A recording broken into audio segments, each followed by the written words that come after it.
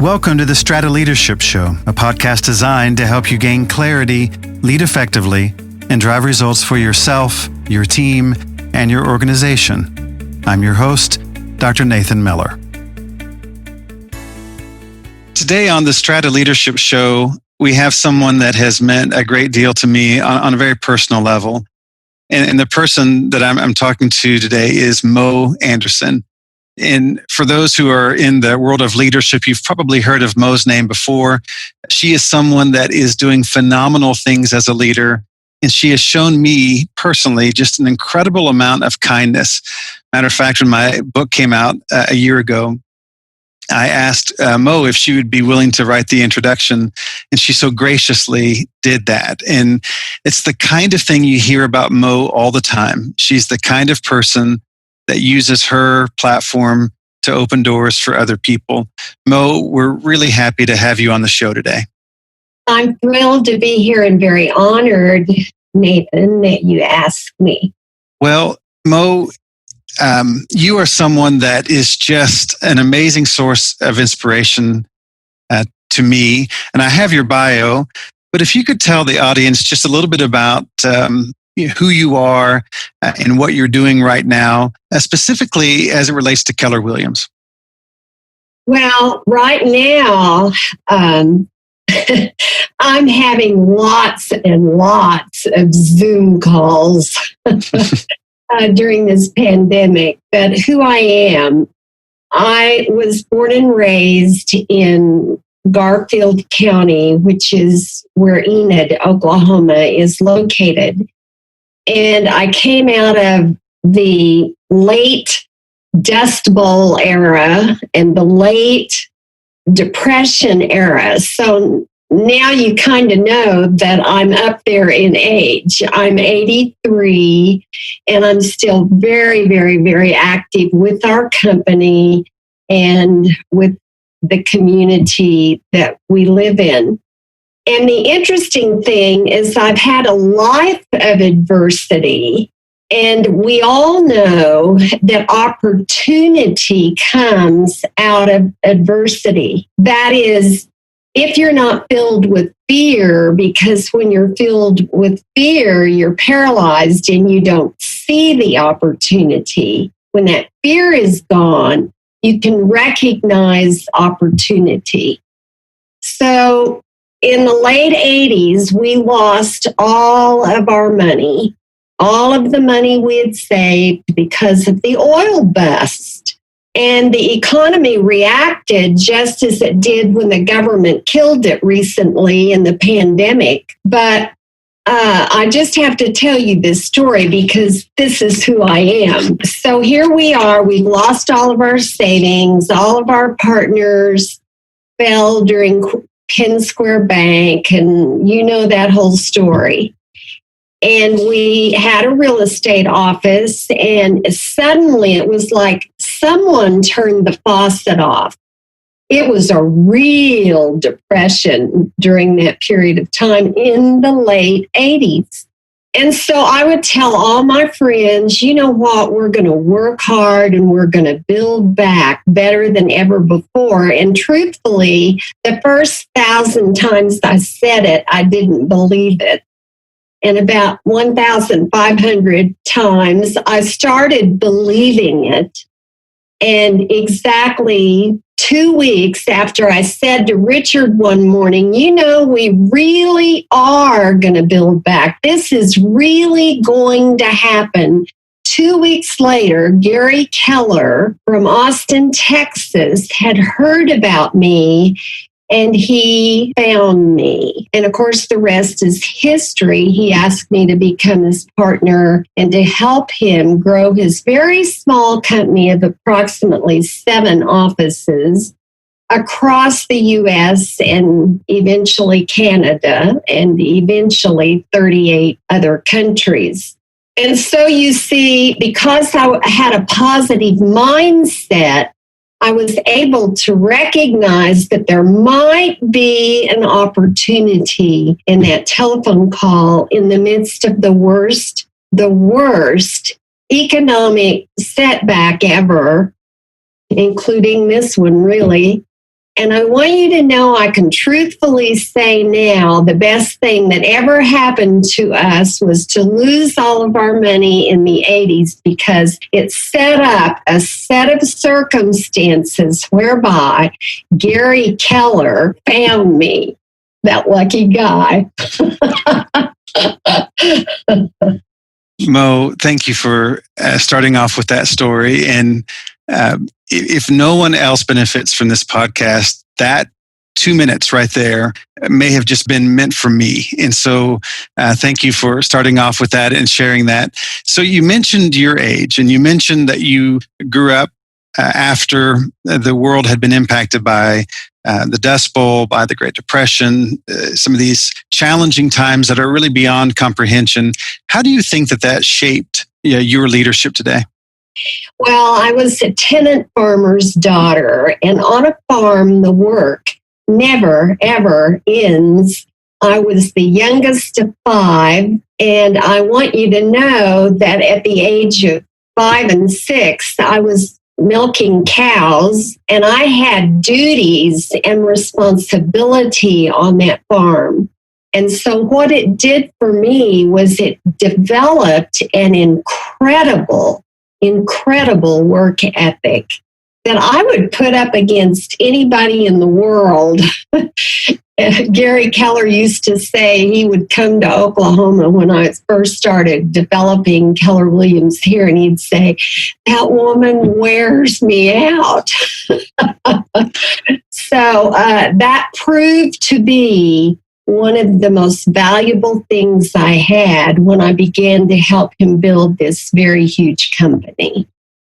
You know, I don't mean to be prideful, but I've had the chance to meet an incredible number of people over the course of my lifetime that I just was so thankful to be able to spend time with. But I can't think of anyone who changes the energy level in a room like you. I've met presidents and kings and all the different people, but when you enter a room, there's a sense of anticipation that something great might just happen in that room. When you think back about being that kind of impact person, do you remember a time in your life when you realized that maybe that's how you would be able to serve, that being a leader was maybe what you could do? When I was probably in the 4th grade, I came home from school one day, and my mother sat me down on our decrepit, pitiful, horrible sofa. And she said to me, "I want you to join every committee that you can possibly join." And I said, "Why do you want me to do that?" She said, "Because it will give you a chance to practice your leadership skills." And she said, "I believe that God has blessed you with some leadership skills." And by the way, you know, what are parents saying to their children today? Because that one little session on the sofa impacted my life greatly.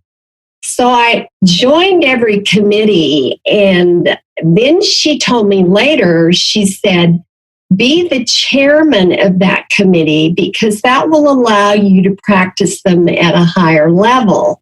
And then when you graduate from high school, you'll be ahead of the pack in terms of being a leader." And so I discovered she was right. So as early as grade school, I discovered that I could do some of the things that leaders were expected to do pretty well, and that, of course, helped my confidence grow. You are one of the most successful women entrepreneurs in the history of Oklahoma, and for that matter, in America. Do you think it would surprise your mother to find that you are in this, for her to find that you're in the spot that you're in now? I think my parents would faint and fall out of the chair because this has grown to a level that I certainly never even considered or dreamed about. And she certainly, I don't think, dreams that big. And I think probably the most touching thing of all would be if they could have only been present when I was inducted into the Oklahoma Hall of Fame, because that just blew me away. That was totally outside of my scope of thinking. And when I got the call, I said, I think you've made a mistake. No one has nominated me that I know of. So I think they would be so proud and so humbled by it all, because they work so hard to put shoes on our feet and food on the table. And I respect and admired them so much, because my dad never, ever gave up when most people would have. It's hard to imagine what it must have been like to be a parent back in those times when it wasn't just a work ethic issue. Sometimes you work hard and the opportunities aren't there. And I love that you have come from that soil, both figuratively and literally. You are one of the most generous people I've ever known, and you are generous to people and organizations, and in ways that are not always known. I've been told by friends of mine who know you of just little things that you've done for them or their families, and it wasn't even necessarily something very expensive, but it was something very thoughtful. Do you think that your generosity comes from those humble beginnings? It comes from being poor and growing up in a certain level of poverty. And I grew quite tired of that as a child. And I used to say to myself, when I grow up, there's one thing I'm not going to be, and that's poor. And then on the other side was my father saying, hon, you can be anything you want to be when you grow up. Once again, I ask the question to anyone who's watching this podcast, what are we saying to our children? Because what was fed into my mind was that I could be anything. So when Gary Keller asked me to come and be the CEO of his company and be his business partner, I didn't have a clue what a CEO even was, because I was a public school music teacher and I loved that with all my heart, but I couldn't make any money. And when I saw this opportunity, I had been in the real estate business for several years and I grabbed onto it because I believed it would absolutely be a rich and wonderful opportunity. But no, this desire to have more money than you need so I could give it away was something that I really gleaned from poverty in childhood. But you see, I saw my dad give. He didn't have any money to give, but he gave of his time. If someone died, he was the first one there to plow their fields or do whatever they needed. And my mom was the first one there to bake the pies or prepare the meal, because living on the farm, we grew our own food. So I had this tremendous example, and I knew that you could give of time, you could give of talent, but you could also give of money if you had any, and many times the need was money.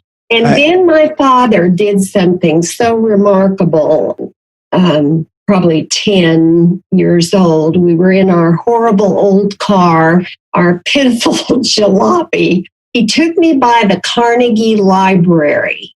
And we'd been in that library before to check out books. And he came around to open the door, walked me up the steps of that beautiful old building. And he began telling me the story of Andrew Carnegie. And he briefly said he grew up in poverty. And when he became ill and he was going to die, he certainly took care of his family and his extended family. But he had $350 million left over to give away. Now, $350 million back then is equivalent to close to $3 billion today. And so what Andrew Carnegie did is he built these wonderful libraries in small towns and villages across the United States so that people like us could have books. And my father ended that lesson by saying, I always want you to respect the wealthy because they usually give back. Now, let me tell you something. He did two things for me in that moment. One, he lit a fire in my belly that it's okay to work hard and make money, to make more than you need so you can give it away and do things like Andrew Carnegie.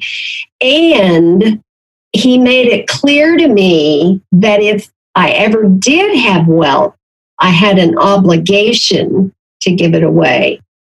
Mo, you are such an amazing storyteller. And one of the common themes you find of storytellers is that they tend to be leaders and leaders tend to be storytellers. And I don't mean to embarrass you with that, but when did you realize that when you told a story, people would listen? Well, I tried it in a speech one time because I honestly thought my story was so humble and so nothing. Somebody asked me recently, what were your vacations when you grew up? And I said it was to go visit my aunt and uncle in Ponca City and see the pioneer woman. And so my story, I felt, would be so uninteresting to people because there was really not anything exciting. And so I decided one time in a speech to tell a story, and it was profound because the audience, they kind of moved forward a bit on the edge of their seats and they listened to that story. And then there were tears. And I knew in that moment that a story would touch the heart as well as the intellect. And to get action from a person requires both the heart and the intellect. So I realized it works. So now when I give speeches, I do quite a bit of storytelling. And for those listening, you really ought to check out moanderson.com, where you can learn more about her presentations and also learn about her book. That is a fantastic read. One of the things you're credited for at Keller Williams is really setting the pace for the values and the culture. Why was that such a high priority for you to focus on those core values? I had learned about core values and standards and mission and vision in building the company, the first company I ever built. And that was, of course, here in Edmond with two wonderful other ladies that I have lost in the last year. And it just grieves me so much because it's quite unusual to have two business partners. And we ended up eventually selling the company to Merrill Lynch. And then when they had a real estate division, and then to remain close personal friends all these years. And it was so wonderful because they inspired me when we started our business, and I was able in their later years to do many things for them that they couldn't do themselves, Ruth Honeycutt and Jerry Brown.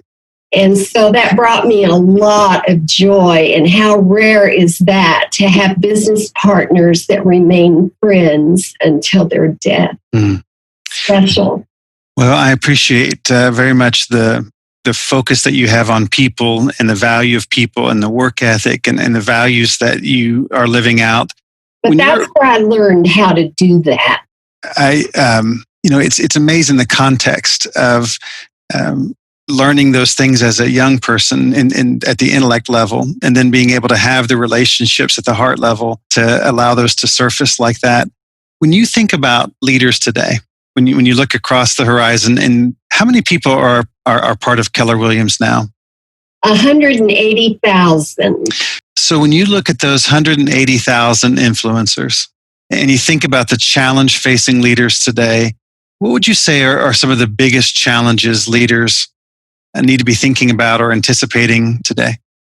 Well, I would say inside of this pandemic, for realtors, which is what I can speak to, they have had to learn an entirely new way of doing business.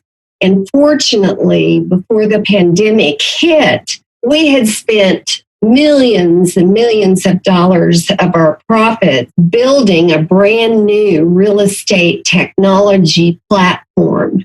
And I just thank God every night that we had that about 90% built before the pandemic hit.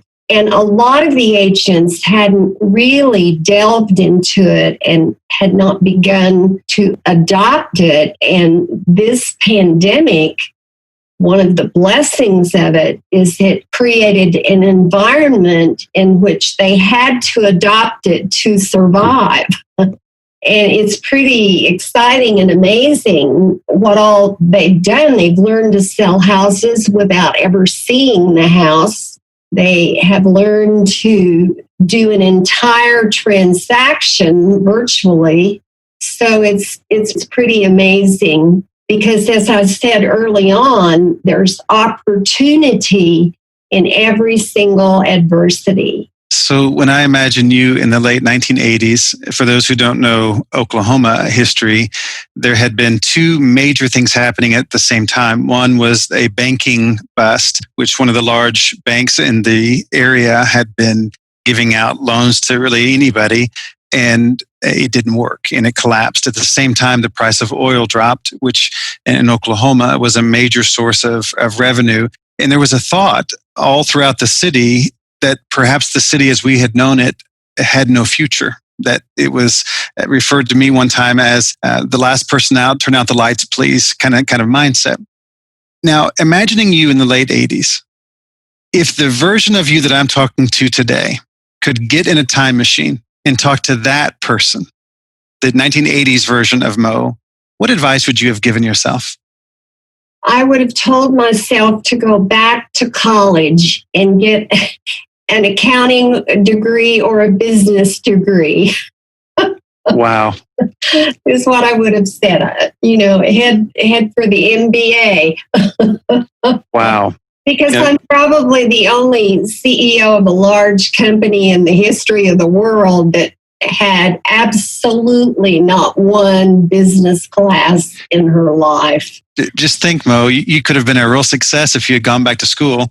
That's what I told the Yale students one year when I was there. I used to go there and speak to the MBA students. And that was quite an experience because you can't begin to understand how intimidated I felt in front of them when I knew they had on a regular basis the Fortune 500 people who were sophisticated and who had all this accounting, financial knowledge. And here's the farm girl from Oklahoma, but I taught them a few things.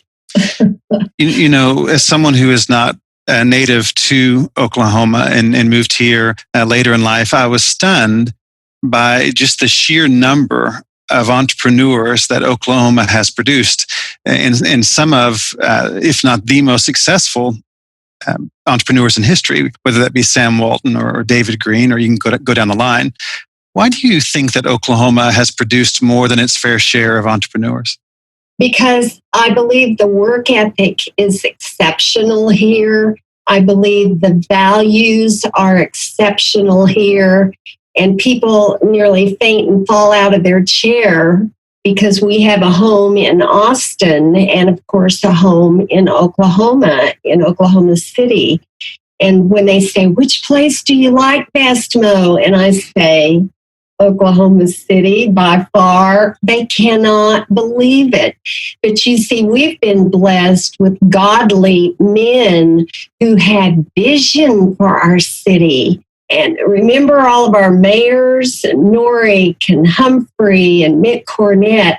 And when you have men with vision leading your city, they can take a filthy, dirty ditch and turn it into a little river. And now we get to see the Olympians come and rehearse their water sports before they go to the Olympics. And we had the privilege of seeing all of the national finals of every water sport in this great state because we had mayors who had vision for our city. And it's so exciting to live in a place like that. Mo, I appreciate so much your attitude towards life. I know that being positive is a choice, that there are a number of things. You're not naive about how the world works. You're not naive about the challenges that we are facing. Where do you draw from to be able to have that positivity? Where does that come from? Well, let me give you a couple of examples. At the beginning of the pandemic, when I didn't have a real handle on where things were really going and it was really scary, I was really filled with fear for about 4 days. Sheer fear. And when I have fear, I always lean into my faith. And I believe anyone, whatever your faith may be, you could probably do this. But I had a wonderful Sunday school teacher in a rural church had me memorize a verse when I was quite young. And it's a verse that says, God has not given you a spirit of fear. Well, let me tell you what, Nathan, I had a spirit of fear. So where did that sucker come from? It wasn't from God, we know, because he says he doesn't give us that. He gives us a spirit of power, love, and of a sound mind, which is kind of the same thing as mindset. And so I began to quote that verse. And on the 5th day, I woke up and I really believed it. God, I had to say it a few times before I really believed it. And I knew I didn't have to have that spirit of fear. I was allowing my mind. And I had learned in the past from Gary Keller some truths about mindset. And my favorite one is, your mind is just a part of you, just like your eyes are a part of you and your ears are a part of you. And because it's just a part of you and it's not the real you, it should be your servant and not your master. And boy, I just said, mind, we're getting rid of this and I get to choose what you get to think. And so I just cleared that out real fast. I can usually do it in a few hours, but for some reason, the pandemic concerned me because I have ownership in 3 offices. I own a region, and I am part owner of the international company. And when you get a cash call from an international company, honey, it's in the millions. It's not in the thousands. And I just began to worry if I had saved enough money to get me through that. Well, I have, and everything's fine, but there was fear at first. And so even when you are pretty good about having a positive mindset, you still have periods where you'll experience fear or anxiety, and you have to work at it. I tell people, when I told my friends that I would build back someday, and I really didn't believe it, but I kept saying it until I did, they looked at me and rolled their eyes because most people give up on the 100th time they say it, or they try to think it. And And I learned from my daddy when we came out of the storm cellar as a child, wondering if we had a crop because of the storms and the hail. And I remember he lost his crop 3 years in a row, and there was no such thing as crop insurance. So I learned quite young the tenacity that it takes, but you keep on going. Now, what are we teaching our kids today? Are we examples of that tenacity? So I just keep saying it until I finally believe it. Mo, you are such a practical way of putting it. You are such a great educator and leader. And I love the theme that you keep coming back to. There are things that you have to work at to really believe that I might have to say it 1,000, 1,500 times before it is something I truly believe. And I love that very specific example of this is something I have to convince myself of as you're going along. And I really do appreciate that. The last question that I wanted to ask, I ask a lot of our guests, and I told you I wouldn't do any gotcha questions, but if there is one, this would be it. And I don't mean to embarrass you. I just think it's interesting. What would you describe as the best compliment that you've ever received? If you could think of a moment, and I know that you're going to hate this question, but if you could think of a moment of the best compliment that meant something to you, what would that have been? Probably at the induction ceremony of the Oklahoma Hall of Fame. Were you there, Nathan? I was not there that evening. Well, I'm going to send you a clip of it. But the person who announced me, who presented me to the Hall of Fame for induction, was our CEO. And he did the most unique, clever thing. His name was John Davis, and I loved him a lot. And he had interviewed all these people, all of these various people, some in Keller Williams, some not in Keller Williams. And he said, what do you think about Mo? Just a simple question like that. And he literally read what they said. And the tears just began to flow because I knew those were spontaneous responses. And I knew they weren't prepared, they weren't planned. And I was so touched. And I would say that was kind of a highlight because it was a number of people. And he used his little 5-minute or 10-minute, whatever it was, period, reading those responses. And it was very profound and touching to my soul and my heart. And for the state to recognize you when there are so many people who've done so much more than I have, I just can't believe they did that. Because there are others who are so much more worthy. And for those who are listening in, Oklahoma takes its Hall of Fame very seriously. And it's an unusual honor in that it's not one that you can buy your way into or politicize your way into. It is really something that is thought about deeply. And those who are chosen for it, it is a very, very high honor, and no question for Oklahomans, it's the highest honor available. And so when she's referring to this, this is something that in different states may have different meaning. But in this one, it's the ultimate response to someone who would not think of herself as worthy of it. And any of us who know Mo would have been offended if she had not gotten it. And so I love the fact that she feels that way, and it is so obviously a great choice and well-deserved. But can I give you number 2? Please.